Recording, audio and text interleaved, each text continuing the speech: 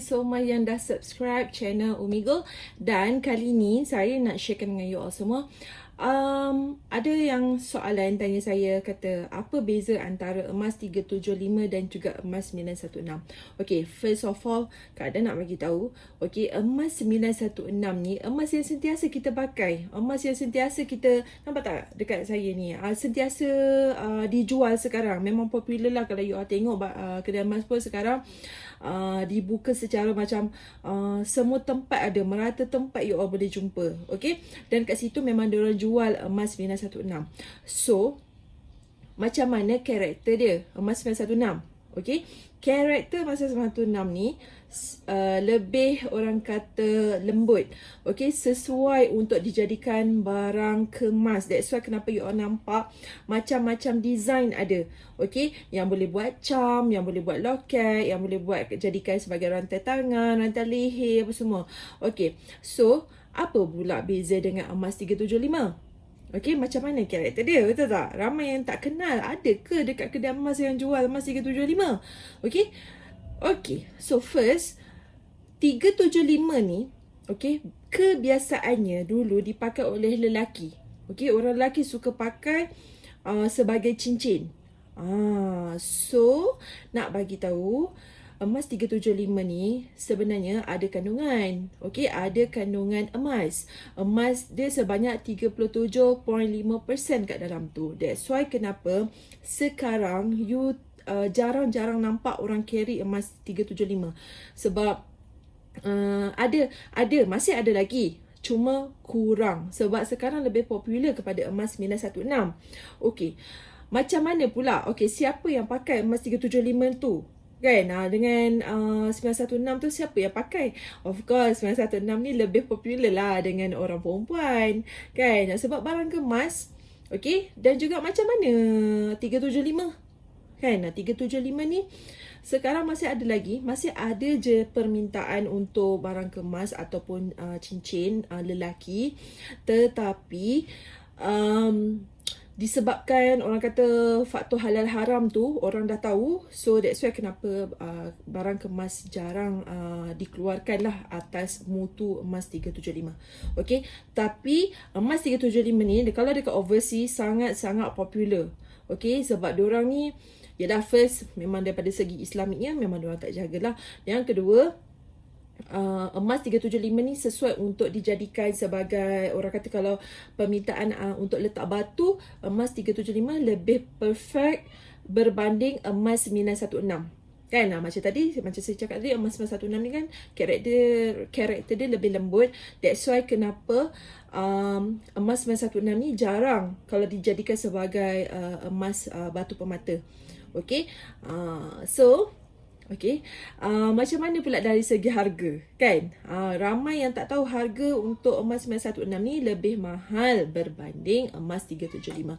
Sebab apa? Emas 375 ni dia punya emas sikit je, macam tadi 37.5% sahaja, dan selebihnya adalah alloy dan juga silver. Macam mana pula dengan emas? Okay, emas 916 dia punya mutu dia sebanyak 91.6%. That's why dia tinggi, dia punya mutu emas dia kat dalam tu. Jadi that's why emas lebih mahal berbanding dengan 375. Dan juga permintaan untuk emas sekarang pun sehingga sekarang sangat-sangat tinggi. Walaupun harga yang orang kata harga sekarang memang tak boleh dah nak pergi macam dulu punya harga emas 916. Tapi kalau emas 375 dia still maintain. Okay, still maintain, masih di bawah paras orang kata orang mampu belilah. Okay, dan you all boleh nampak, you all senang untuk dapat emas 375 ni dekat overseas. Kalau siapa yang selalu pergi overseas tu, you should get one lah, sebab design pun pelbagai-bagai, kan? Cuma dari segi color, okay, sangat-sangat berbeza. Sebab color emas ada memang warna kekuningan. Kalau emas 375 dia sedikit orange pink. Okay, sedikit orange pink, yang orang kata dia macam ni tau. Contoh lah, ni contoh yang saya nak tunjukkan you all semua. Okay, Yang ini. Kalau you tengok yang ini cuma color sahaja. Okay? Color dia seakan-akan macam ni lah. Ataupun lebih dikenali dekat overseas adalah rose gold. Okay? Rose gold adalah warna suasa. Alright. So, kalau bawa pergi pada susut nilai, bawa pada pajak gadai, of course akan ada susut nilai. Tak kira lah emas apa sekalipun.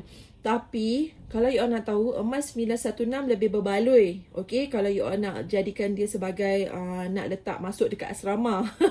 Asrama means arah nula. Okay, tapi kalau emas 375 ni ada setengah tempat sahaja yang terima untuk emas 375. Tak semua tempat. Kadang-kadang ada tu sampai tak boleh nak ambil sebab dulu, okay, ceritanya macam ni. Dulu mutu emas 375 ni kadang-kadang diorang campur dengan, diorang lebihkan pada silver. Sebab dia, yelah dulu kan murah. Jadi diorang nak bila tambah silver tu, kadang-kadang dia tak naik sebagai emas 375 pun. Just color sahaja. So bila bawa pergi ke pawn shop apa semua, diorang nak tolak, okay, bila kita uji asid tu tak naik warna. Tak naik warna emas dia tu. Okay. Tapi dia akan jadi warna apa tau? Jadi warna hijau. So bila hijau, okay, pada asid tu, air asid tadi tu bila dah digores, air asid tu dia jadi, maksudnya bila dah hijau, bukan emas pure. Bukan emas. Okay, bukan, dia dah tak jadi dah emas 375. Okay, maksudnya apa yang you dapat tu adalah totally, bukan barang kemas. Okay. So, dan situ dah rugi, dah tak ada nilai. So that's why kenapa kedai-kedai emas jarang-jarang ambil. Okay.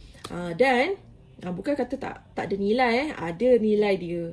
Siapa yang ada cincin suasa, betul-betul dia buat tempahan suasa apa semua, kalau betul-betul memerlukan duit, you all boleh cubalah dekat kedai-kedai emas. Okay.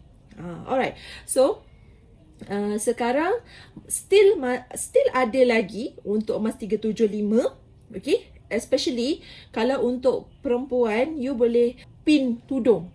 Okay, boleh cari emas 375 ni sebagai pin tudung sebab dulu dia sangat popular. Okay, dan sesuai sangat untuk ikatan batu. Sebab ikatan batu 375, 585 dan 750 ni sangat kukuh berbanding dengan 916. Kalau ikatan batu cepat tercabut kan. Tapi ada je yang orang buat 916 dengan ikatan batu.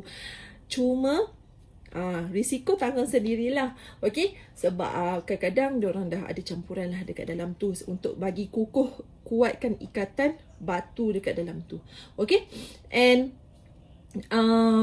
apa yang saya bagi tahu ni, okay, insyaAllah bermanfaat untuk you all semua. So hopefully membantu. Dan sekiranya you all ada sebarang persoalan, you all boleh komen dekat ruangan bawah. InsyaAllah saya akan jawab secara close. Okay. So hopefully membantu. Thank you so much. Jumpa lagi. Bye.